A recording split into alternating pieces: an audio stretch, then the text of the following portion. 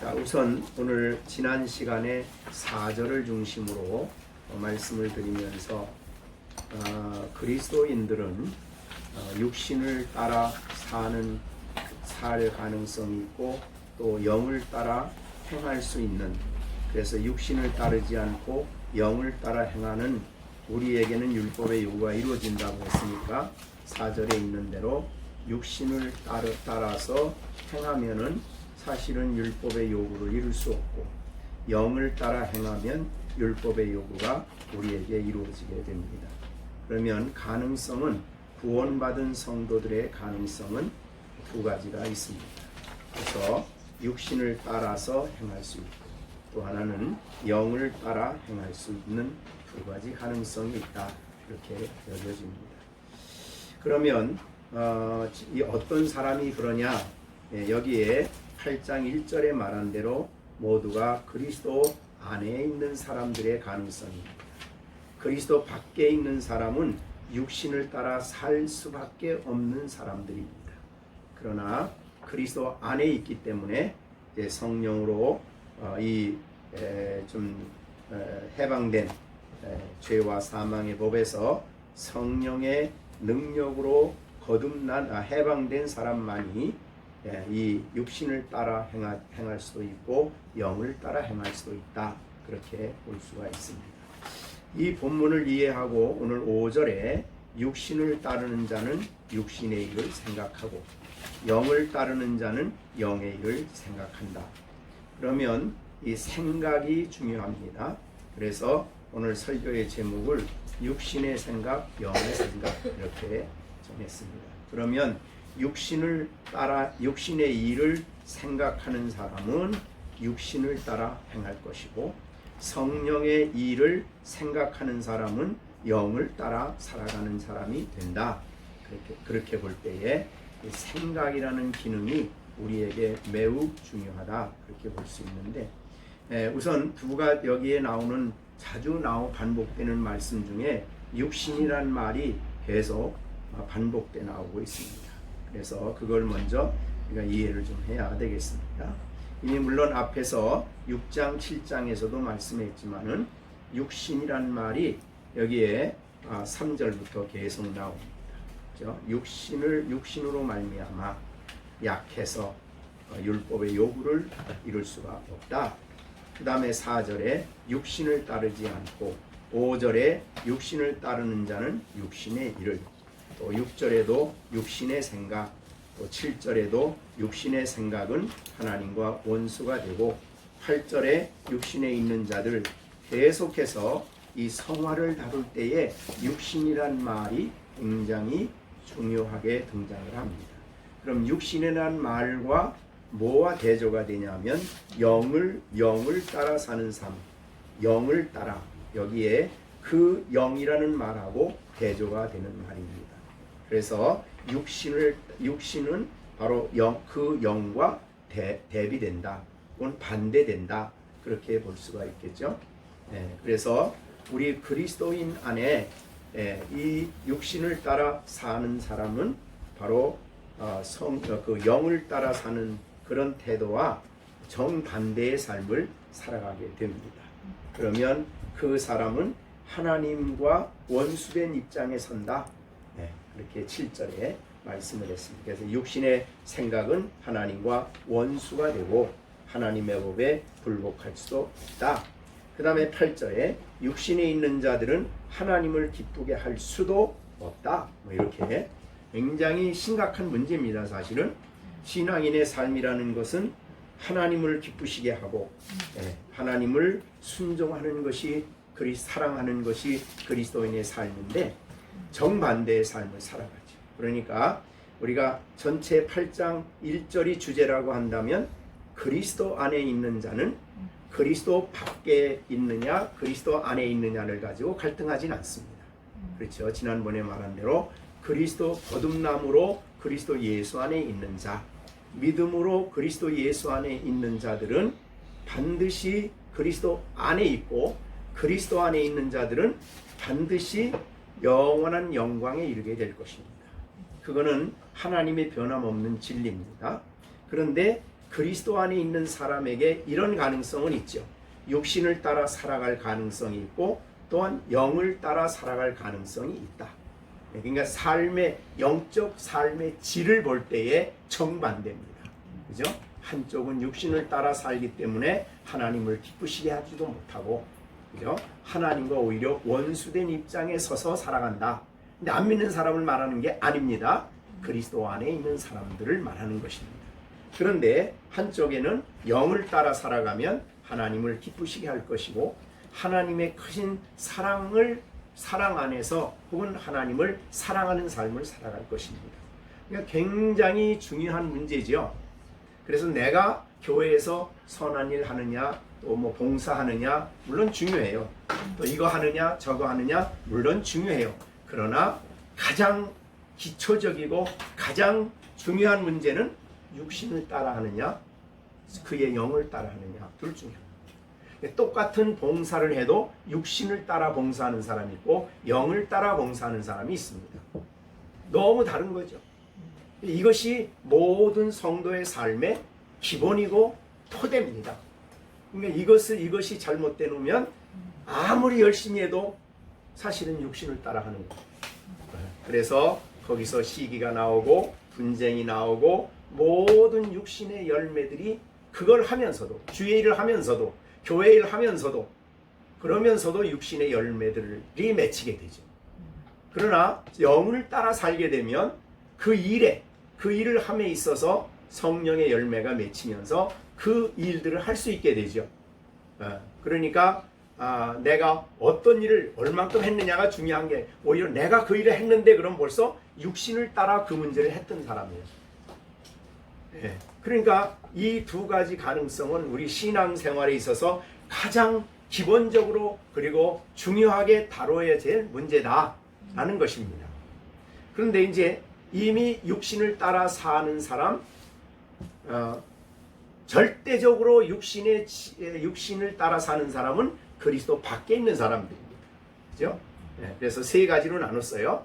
그리스도 밖에 있는 사람들인데 그리스도 안에 있는 사람 중에서 육신을 따라 살고 그 영을 따라 사는 사람이 구분이 된다 이 말이죠.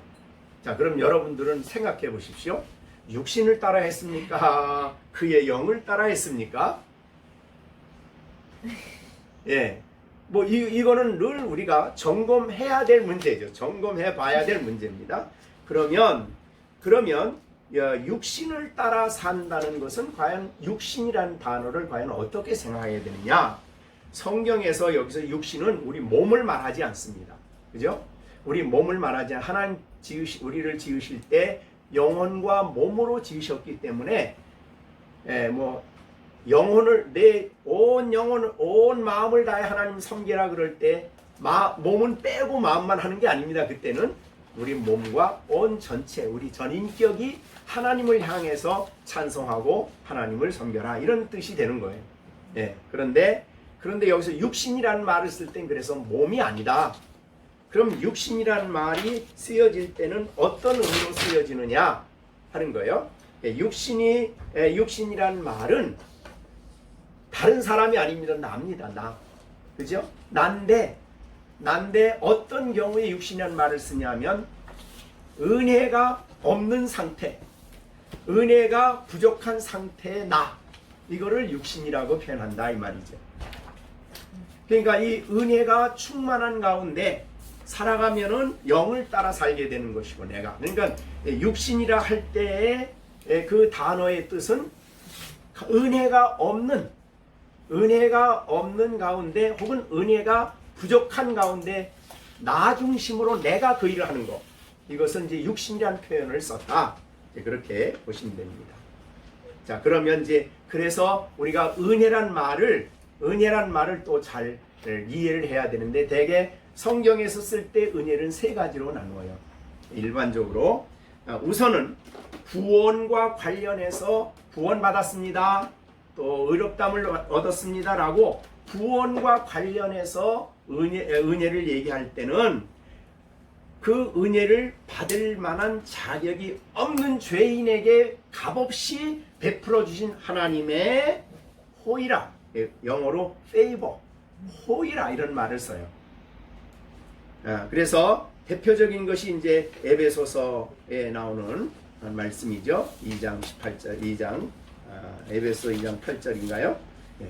우리가 그의 은혜로 말미암아 값없이 구원 얻은 것에 대해서 바울 사도는 구원이 전적인 하나님의 은혜임을 8절에서 말합니다.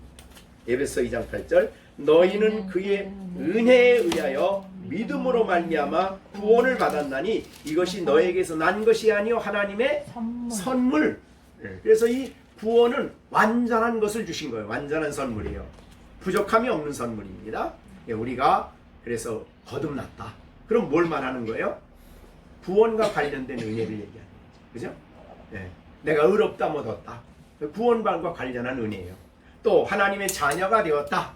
하나님 백성이 되었다. 이것은 단번에 예수를 믿음으로 이루어진 완성된 것이에요. 그래서 이거는 우리가 늘 부족함이 없는 구원과 관련된 은혜이기 때문에 항상 하나님이 준비한 최상의 것을 준 거예요, 우리에게. 그래서 이거는 더 주십시오라고, 은혜를 주십시오라고 하진 않아요.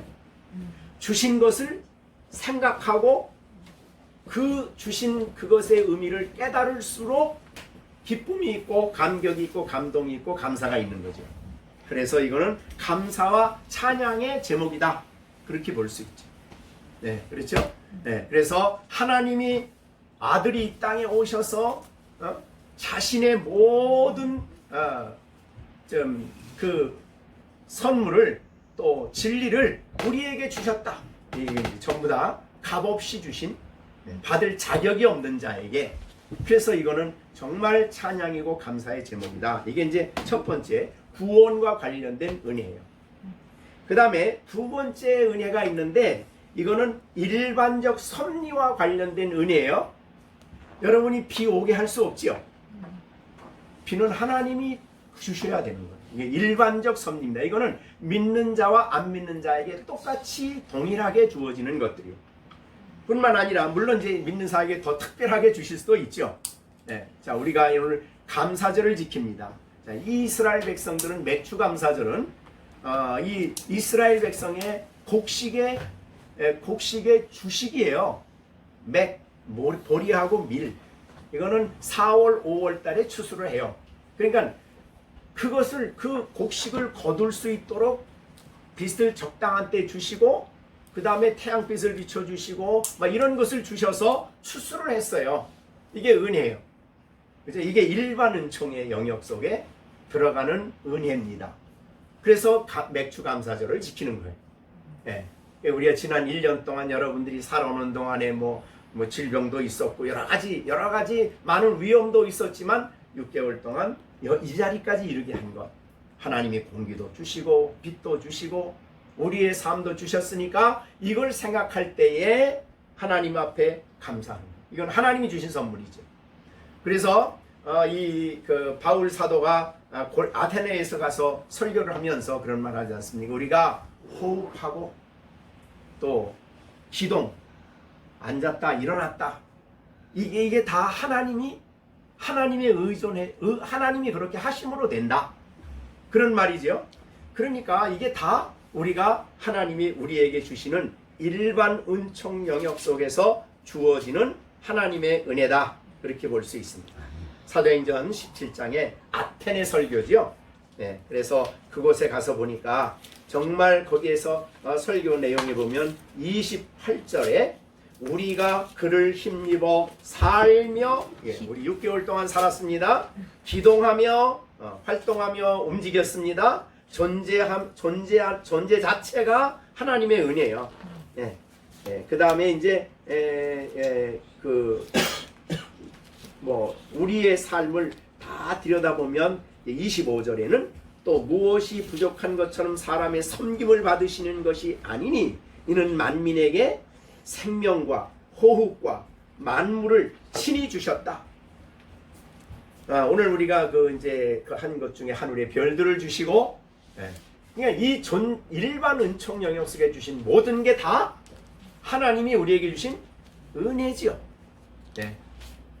그러니까 아침에 일어나서 호흡할 수 있다는 게 은혜고, 지난 저녁에도 하나님 나를 붙들어 주셔서 나는 잠을 잤는데 심장은 막 뛰어가지고 내가 아침에 일어날 수 있음이 은혜고, 그러니까 이런 은혜를 생각하면 우리가 눈을 뜨면 모든 자연 은총 속에 또 우리에게 일어나는 자연 법칙 속에 되어지는 일들이 다 사람이 만들어낸 게 아니고 하나님 주신 은혜지. 네, 그거를 말하는 거예요. 이게 두 번째 은혜입니다. 그 다음에 세 번째 이제 은혜라고 말을 쓸 때에 우리의 마음과 영혼에 베풀어 주시는 하나님의 사랑스러운 감동. 자, 우리가 여러분이 이 설교를 지금 듣습니다. 설교를 듣는데 그게 내가 감화가 되어서 깨달아져서, 여기에 감화는 뭐냐면 진리를 깨달아져서 그 진리가, 그 말씀이 내게 감화로, 감동으로 다가오는 거, 그거를 은혜라고 해요. 은혜. 자, 그럼 여러분이 성경을 읽을 때 하나님 오늘도 은혜를 주옵소서 할 땐 뭐예요? 세 번째 얘기. 오늘 설교를 듣는데 하나님 오늘 설교를 통해서 나에게 은혜를 주십시오 라고 말할 때는 세 번째 은혜. 근데 이 세 번째 감동이 사랑에 의한 감동이 우리에게 올 때에 우리 신앙인들이 해야 할, 또 말씀을 순종해야 할, 아니면 사명을 감당해야 할 그 모든 일을 넉넉히 감당하도록 우리 마음속에 감화를 주시는 거예요. 그러니까 이 감동이 있는 사람은 기쁨이 생기고 그 즐거움이 생기고 그 일을 하는데 열심을 할 수 있는 힘이, 그래서 지난번에 말한 것처럼 우리의 의지가 적극적으로 순종할 수 있도록 우리 안에 이 감동을 하나님의 영이 일으켜 주시는 거죠.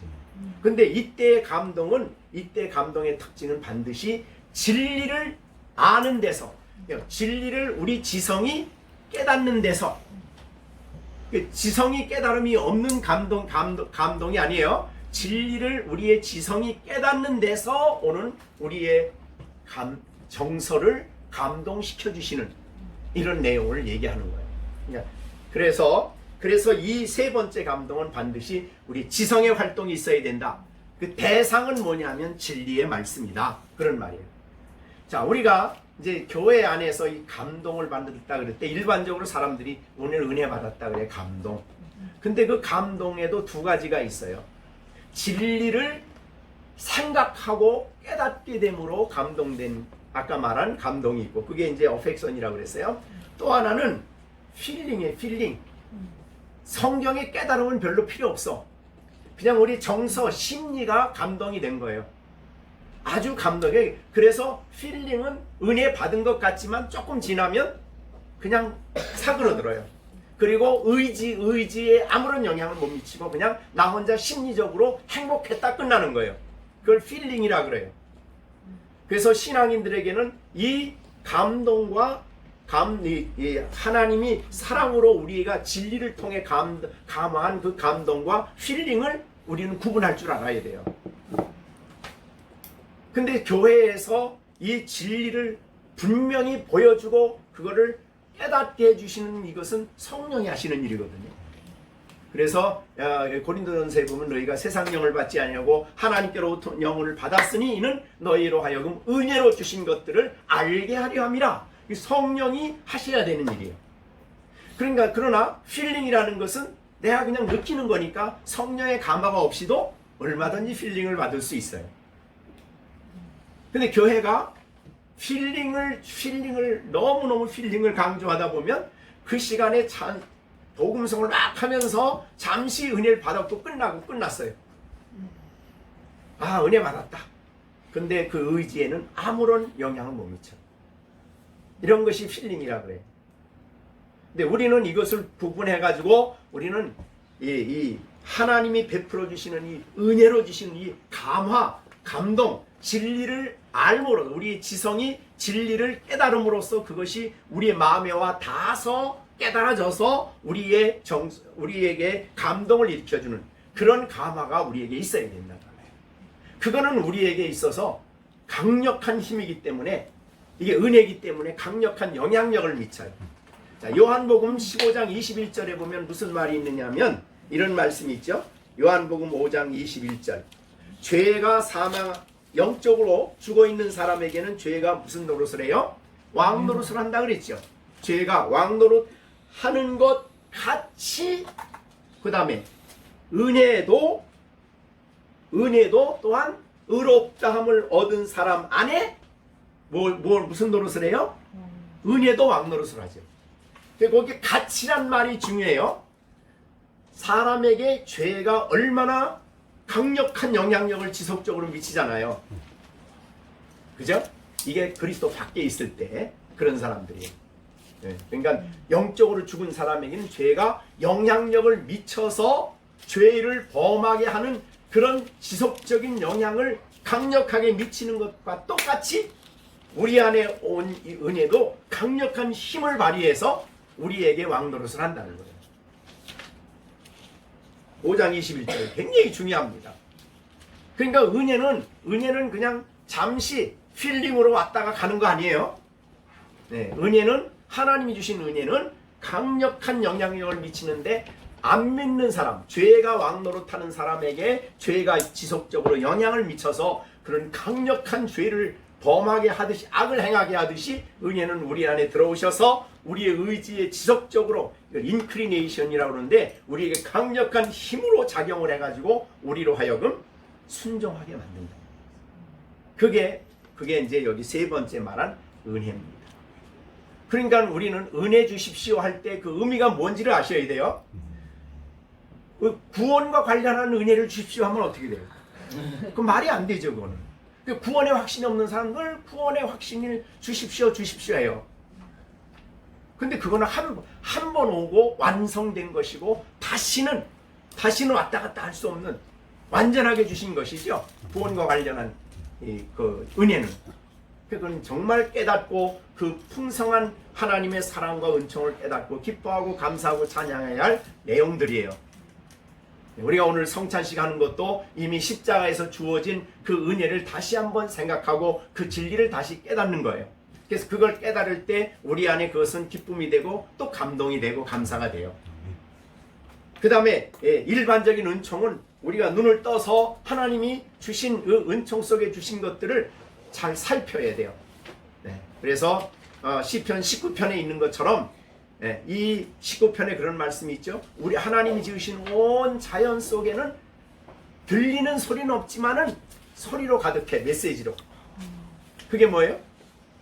우리가 듣는 사람만 듣는 거죠. 그래서 히브리서 19장에 이제 시편 19장은 그건 일반 은총 영역을 설명하는 건데 그런 말이 있어요. 1절 한번 읽어보세요. 19장 1절. 하늘이 하나님의 영광을 선포하고. 하늘을 보면서 하나님의 하늘을 보면서 야 오늘 별 있다 없다 달이 오늘 보름이다 아니다가 아니라 거기서 하나님이 영광이라는 것은 하나님의 아름다우심 전능 성품이거든요. 성품의 영광, 하나님의 위대하심, 하나님의 무한하심이 하늘에서 선포가 돼. 그러니까 그거는 바로 일반 은총령에 주신 은혜죠. 그거를 찬양하는 거예요. 19장 2절에 보면 뭐예요? 날은 날에게 말하고 밤은 밤에게 지식을 전하니. 밤낮이 우리에게 지식을 전해요. 그래서 밤도 우리에게 교훈을 주고 낮도 우리에게 교훈을 주고. 그 다음에 언어가 없어. 자연은 말을 하지 않아 우리에게. 그러나 들리는 소리는 없으나 그의 소리가 온 땅에 가득해. 사실은 이거를 이룰 수 있는 사람이 그리스도인이에요. 그래서 하늘의 하나님의 하늘의 별, 하늘의 그 위대한 하늘의 그 웅장함을 보며 야 하나님의 광대하심을 찬양한다 이렇게 되는 것이고. 그러니까 자연의 뭐 파도를 보던 나무를 보던 뭐를 보던 신앙인들은 남이 듣지 못하는 그 음성, 하나님의 영광을 선포하는 그 음성을, 그 말을 듣는 거예요. 거기에 지혜가 있고 그걸 통해서 우리에게 또 교훈도 하시고 교육도 하시고 가르쳐 주시기도 하고 일을 한다 이 말이죠. 이게 은혜예요. 여러분들이 나무를 보고 가다가 하나님 왜 이렇게 아름다우시지? 이렇게 깨달았으면 그게 은혜 받은 거예요. 그건 무슨 은혜예요?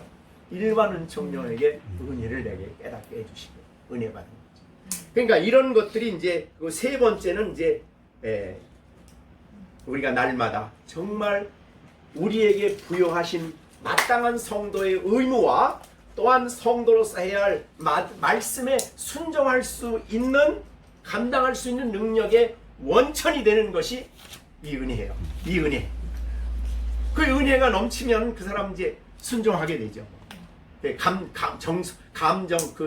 감정과 감화로 오니까 감화, 감동, 마음의 기쁨, 감사, 감격이 넘치니까 그 일을 힘 안 들이고 해. 그것이 기쁘고 그것이 즐거워서 기쁜 마음으로 해요. 그래서 우리 아이들에게 늘 말하지만, 애들은 우리 지금 찬민이 왔는데 카드를 하더라. 카드를. 근데 카드를 내가 뭐라고 좀 그러니까 책상 밑에 구석에다 펴놓고 카드를 하고 앉아 있어. 왜요? 걔한테는 그게 즐거움이거든. 네? 그러니까 신앙인의 영적인 감동이 와서 우리에게 즐거움이 오면 남이 하라고 꼭 하지 않아도 그 일을 기꺼이 해. 왜? 할 수 있는 이게 원동력이에요. 이게 힘이, 이 원동력. 그러니까 내가 이거 하면은 복 받는다 그러고 하는 거하고 이 원동력이 있어서 하는 거하고는 근본적으로 질의 차이가 있어요. 삶의 차이가 있는 거예요. 그러니까 우리에게 그래서 은혜가 반드시 필요하다. 그래서 은혜가 역사하는 사람 안에는 영이 그를 주장하게 돼요. 영을 따라 살아가게 돼요. 그러니까 은혜가 없는 사람은 아까 육신을 따라가게 돼요. 이게 이제 중요합니다. 그래서 이제 오늘은 이제 5절을 봐야 되는데, 자, 우리 4절에 지난번에 육신을 따르는 사람이 있고 그 다음에 그 영을 따라 행하는 사람이 있다. 근데 따르기 전에 이제 이 은혜를 주셔야 되는데 그 은혜를 받는 방법이 뭐냐 하면 5절이에요. 그래서 육신을 따르는 자는 뭔 생각을 해요? 네, 육신의 일을 생각하면 죄의 은혜를 받아요.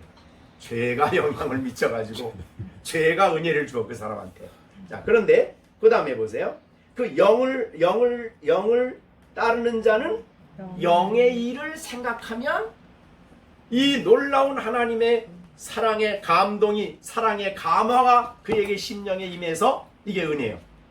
네, 그래서 영을 따라서 살게 된다 이 말이죠. 그럼 이 오늘 이제 중요한 5절을 봤는데, 이 생각이라는 것은, 생각을 할 때에 중요한 것은 생각의 대상이에요. 그죠? 자, 육신을 따르는 자는 무슨 일을 생각해요? 육신의 일. 영을 따르는 자는 뭘 생각해요? 영의 일. 그러니까 생각의 대상이 뭐냐 이 말이죠. 자, 생각은 우리의 지성이 하는 일이에요. 지성. 그죠? 우리의 지성이 그 일을 곰곰이 앞뒤를 생각하고 이런저런 생각을 합니다. 그런데 이 성령이 우리 안에 역사하면, 은혜가 우리 마음 가운데 역사하면 우리의 지성, 우리의 감성, 우리의 의지 속에 영향을 미치기 시작하니까 우리의 생각이 은혜롭게 되어져 가요. 성령이 역사하셔서.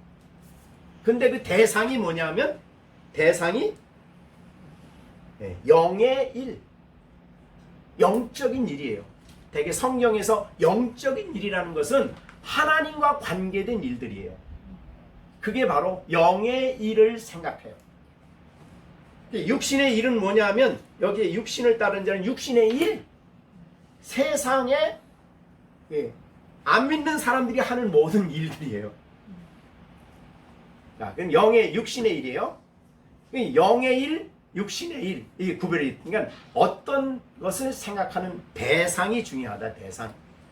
그러면 영의 일은 이제 성령이 우리에게 그걸 통해서 역사하고 감화를 미치기 때문에 결국은 쉽게 말하면 그 내용상으로는 하나님의 뜻을 알고, 그 다음에 그리스도 성령이 오신 일이 그거니까 하나님의 어떤 뭔가를 알고, 그 다음에 예수 안에서 예수님의 십자가와 부활을 통해서 하나님이 우리에게 어떤 일을 이루셨는가, 내가 그리스도 안에서 어떤 신분이 됐으며 어떤 위치에 서게 되었는가, 이 영광스러운 진리, 그리고 장차 우리에게 줄 영원한 하늘나라의 영광스러운 복들을 생각하게 하셔요. 그러니까 하나님께, 쉽게 말하면 하나님께 속한 것들입니다. 그거를 생각하게 한다. 이 육신의 일은 사람에게 속한 것이니까 사람 사랑이, 자기 인간 사랑이 핵심이에요. 그래서 그 안에는 물론 이제 뭐 믿는 사람도 이 세상 떠나서 생활할 수는 없지만은 그들의 모든 생각은 하나님과 전혀 상관없는 일들이에요. 자기 욕심, 자기 욕망, 자기 성취, 전부 다 하나님과 아무 상관이 없어요. 그거를 육신의 일이라 그렇게 말합니다. 근데 이 신앙생활하는 사람들이 이제 그 일을 어떻게 하면 내가 성공할까 그러고 이렇게 말하는 사람하고, 영적으로 생각하는 사람은 하나님이 내게 준 위치, 내가 준 자리에서 나를 통해서 하나님이 어떻게 영광을 받으실까 생각하는 거하고 달라요. 우리 의사 선생님이 계시지만 어떻게 하면 내가 의사 일을 해서 돈 많이 벌까 하는 사람하고, 여기서 내가 어떻게 하나님이 지은 사람들에게 정말 하나님의 형상으로 이해하고 그를 잘 섬겨서 하나님의 뜻을 이룰까, 전혀 다르죠. 생각하는 게 다른 거예요. 근본적으로 다릅니다. 그러니까 대상이 어느 것을 생각하느냐, 이건 대상이에요. 이 두 대상은 아주 정반대입니다. 이걸 우리에게 보여준 게 이제 갈라디아서 5장인데요. 갈라디아서 5장에 보시면 5장 16절이에요. 내가 이르노니 너희는 뭐를 따라 행하라? 성령을 따라 행하라. 그러면 5장 16절이에요. 성령을 따라 행하는 사람이라야, 굉장히 중요한 문제예요. 성령을 따라 행하는 사람은 성령의 일을 생각하고, 육신을 따라 살아가는 사람은 육신의 일을 생각하는데 육신의 욕심을 따라가는 삶을 살아요. 이 둘이 근데 이게 둘이 정말 하늘과 땅 차이예요. 그래서 17절 읽어보시면, 17절 갈라디아서 5장 17절, 육신의 소욕은 성령을 거스린다는 말은 대적한다 이 말이에요. 성령을 대적하는 거예요. 그 다음에 성령은 육체를 거스려요. 대적함으로 말미암아 육신의 일을 깨트리고, 그죠? 성령이 하시니까 하나님이 기뻐하는 길을 가게 하신다 이 말이에요. 그런데 그래서 이 둘은 어디에요? 이 둘은 서로 무슨 관계예요? 대적 관계. 그죠? 이 둘은 서로 대적이다. 그러니까 우리가 하나님 육신적으로도 살고 영적으로도 살고 이거 안 돼요. 둘 중에 하나예요. 둘 중에. 성령을 따라 사느냐, 육체를 따라 사느냐. 근데 우리는 그렇게 생각을 안 하고 일반적으로 그냥 내가 생각하는 교회 일 하면 영적인 일이고, 네? 또 다른 일 하면 육신, 이분법적으로 생각해요. 아니에요. 교회 일 하면서도 철저하게 육신을 따르는 사람이 있어요. 이 세상에 사람들이 아까 말한 대로 세상 한가운데 살면서도 철저하게 영적으로 가는 사람이 있어요. 그러니까 그것은 뭘 생각하느냐에 따라 결정이 되는 거예요. 어떻게 생각하느냐에 따라 결정이 되는 겁니다. 육신의 일을 생각하는 사람은 육신의 일을 생각하게 되죠. 자, 그렇게 우리가 보시고 다시 이제 본문으로 돌아가 봅니다. 그러니까 우리는 4절입니다. 하나님이 우리를 그리스도 안에 있게 하신 이유는 육신을 따라서 하게 위함입니까? 전혀 아니죠. 4절에 육신을 따르지 않고 그렇다면 그 영을 따라 행하게 하게 하는 것이 우리를 구원하신 하나님의 계획이에요. 왜? 그렇게 함으로써 우리가 율법의 요구가 우리에게 이제 이루어져요. 자, 율법은 뭐 여러 가지가 있지만, 지난번에도 말씀했지만은 율법은 여러 가지가 있지만은 한마디로 요약을 하지요. 그게 뭐예요? 로마서 13장에 보시면 한마디로 요약을 하신 내용이 있어요. 로마서 13장 18절부터 봅니다. 피차 사랑의 빛. 로마서 13장 8절. 피차 사랑의 빛 외에는 아무에게든 비치지 말라. 남을 사랑하는 자는 율법을 다 이루었느니라. 사랑하면 율법을 다 이룬 거예요. 그 다음에 9절 간음하지 말라, 살인하지 말라, 도둑질하지 말라, 탐내지 말라 한 것과 그 외에 다른 계명이 있을지라도. 그러면 간음을 한다 그 말은 사랑하는 게 아니죠. 자기 욕망 채우는 거죠. 그죠? 그러니까 살인했다, 미워했다, 그 자기 욕망 채우는 거지. 하나님 사랑의 법을 실천하는 거 아니잖아요. 네, 그와 마찬가지예요. 그 다음에 10절 다른 계명이 있을지라도 내 이웃을 내 자신과 같이 사랑하신 그 말씀 가운데 다 들었느니라. 10절 사랑은 이웃에게 악을 행하지 사랑은 이웃에게 악을 행하지 않아요. 행하지 아니하나니 그러므로 사랑은 율법의 완성. 그러니까요. 네. 그래서 하나님으로부터 사랑을 배우고 주님으로부터 사랑을 이해하고 그 사랑을 가지고 이웃을 대할 때는 사실은 율법 조문 구약 하나하나 다 몰라도 다 율법을 지키는 것이다. 자, 그렇게 해서 이제 율법의 요구가 이루어지는, 우리로는 하나님을 사랑하고 이웃을 사랑하는 그런 삶을 살게 하는 것은 바로 영을 따라 살 때. 그러나 육신을 따르는 사람은 이웃과 관계를 가져도 철저하게 자기 중심, 자기 이권 이익 중심입니다.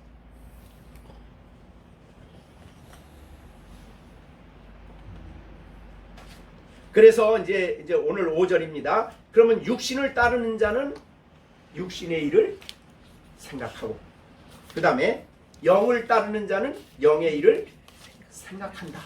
이렇게 그렇게 됐습니다. 그러면 그러면 그런 생각의 결과는 뭐냐? 이게 이제 6절입니다. 육신의 생각은 죄요, 죄. 사망이라는 거. 여기서 사망은 이제 이 땅에서 하나님 앞에 죄져서 하나님과 관계가 단절이 되는 거예요. 그 다음에 영의 생각은 생명과 평안이다. 그래서요, 하나님을 깊이 영적으로 생각하고 그리스도 안에 하나님께서 나를 주신 진리를 이해하고 그것을 성령의 감화로 하나님 나를 깨닫게 할 때에 하나님을 아는 만큼 우리 안에 평안이 와요. 평안은 어려움이 없어서 평안이 없는 거 아니에요. 어려움이 있어도 평안이 있어요.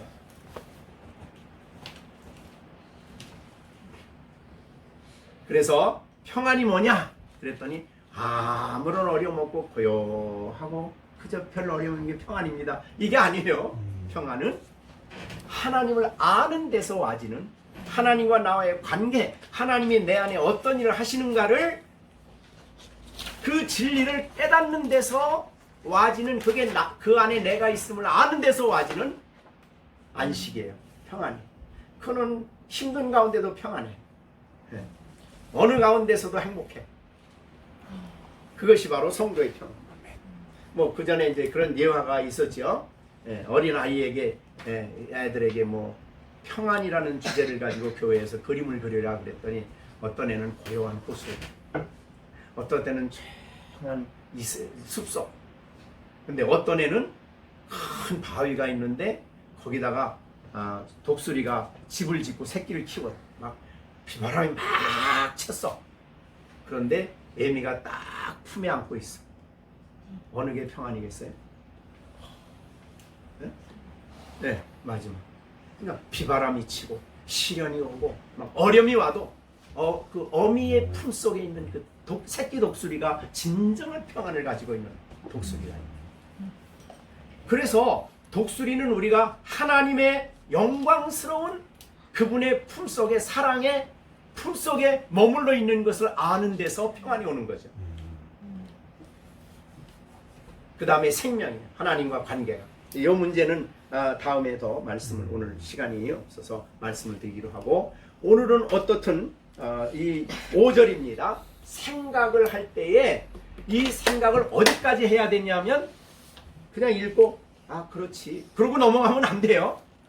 생각은 기도하면서 또 묵상하고 그 뜻을 알려고 하고 어떤 면에서 힘드는 작업입니다.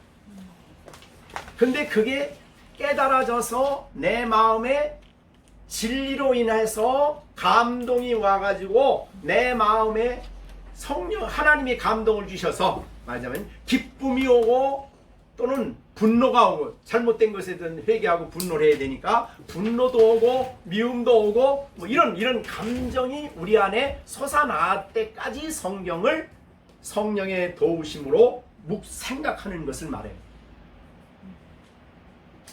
그런 사람의 특징은, 그런 사람의 결과는 이렇게 충만한 삶을 살게 됩니다. 은혜가 충만해서. 자, 우리 디모데전서 1장에 보시면 성도들이 누리는 그 은혜에 대해서 이렇게 설명을 합니다. 디모데전서 1장 14절입니다.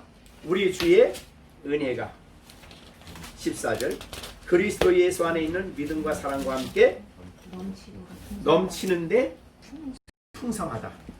넘치는데 더 넘쳐서 풍성하다.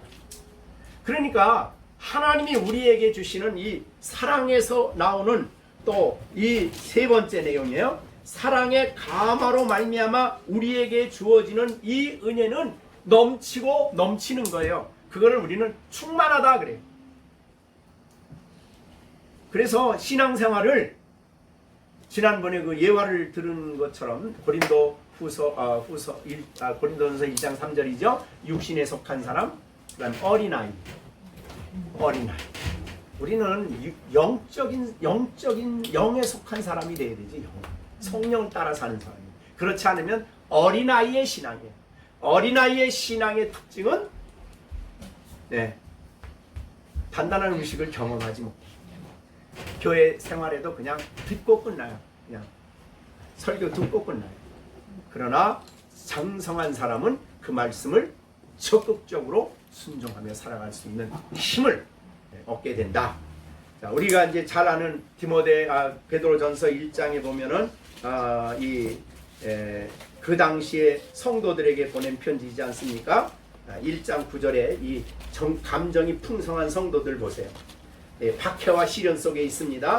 너무너무 어려운 박해와 시련 속에 있어요.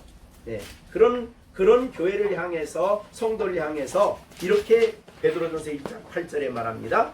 예수를 너희가 보지 못하나 이 감동이 왔어요.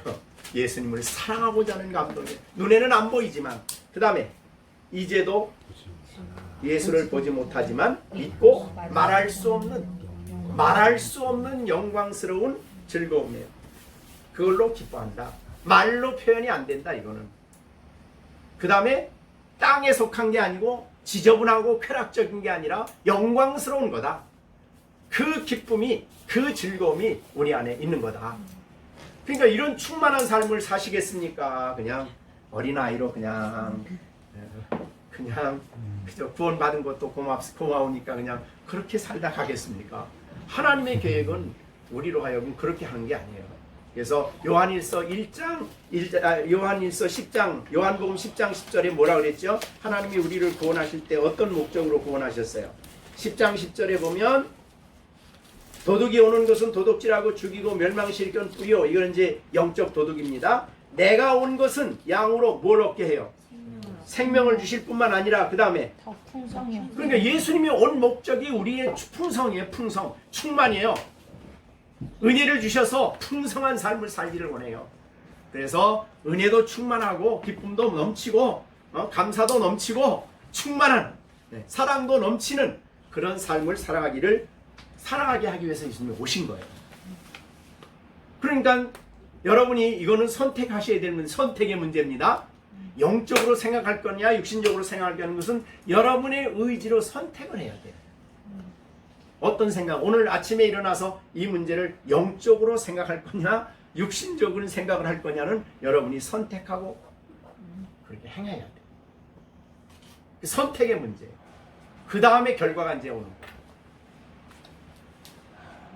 자, 그래서 어떻든 간에 두 가지 엄청난 차이가 우리에게 있습니다. 그러니까 안 믿어서 그리스도 밖에 있다가 지옥 가는 거하고 그리스도 안에서 천국 가는 것은 하늘과 땅 차이지만 그리스도 안에 있으면서도 어린아이로서 육신에 속하여 사는 사람하고 영적으로 충만한 사람 사는 사람하고도 엄청난 차이가 있는 거예요. 어떻게 살아갈 거냐? 날마다 오늘 구원 받았나 안 받았나 이것 때문에 고민하며 살아갈 사람이냐? 그 주님의 그 영광을 보여주시고 하나님의 진리를 보여주시고 이 성령의 감동으로 말미암아 깨닫게 해주시는 그거를 날마다 확실히 누리며 기뻐하며 감사하며 살아갈 거냐? 어떤 신앙으로 살아갈 거냐? 초대교회 성도들 보면요, 보혜사 성령이 오신 다음에 그들의 삶의 모습은 얼마나 대단해요, 그죠? 그래서 이 사도행전 5장, 6장, 7장에 보면 자주 나오는 단어가 충만이에요. 믿음이 충만한, 집사님들도 전부 다 믿음이 충만하고 성령이 충만하고 사랑이 넘충만하고 뭐 전부 다 충만해요. 그러니까 그 초대교회는 예루살렘에서 엄청난 박해가 있었어요. 그럼에도 충만해요. 그래서 그들은 기꺼이 순교의 길을 갔던 거예요. 그러니까 그리스도인의 삶은 사실은 억지로 삶이 아니에요. 성령이 그 말씀을 순종하도록 우리 안에 힘이 되는 이 감동과 이 은혜를 우리에게 주실 때에 모든 일을 정말 자원함으로 하는 삶을 살아간다. 그 영적 삶이 그래야지, 신앙생활이 그래야지 그냥 하기도 싫고 안 하기도 좀 그렇고 찜찜해가지고 주일 돌아오는 게 힘들고 괜히 내가 이런 삶이 아니라 이 말이죠. 자, 그러면 하나님은 우리에게 이 세 번째 은혜는 우리는 늘 구하고, 그죠? 우리의 맡겨진 업무와 사명과 모든 힘을 감당할 수 있는 힘이 되는 이 놀라운 감동을, 우리를 사랑하셔서 우리를 감동시키시는 하나님의 성령의 감동이 진리를 생각할 때 내게 충만히 오시고 말씀을 들을 때 내게 풍성히 깨달아지고 그렇게 되어지도록 우리가 기도하면서 그 풍성함을 누리며 살아가는 여러분들이 되시기를 간절히 바랍니다. 아멘. 이건 하나님이 우리에게 주시고자 하는 엄청난 약속이잖아요. 네. 자, 오늘은 그만큼 하시고 마치겠습니다. 기도하겠습니다.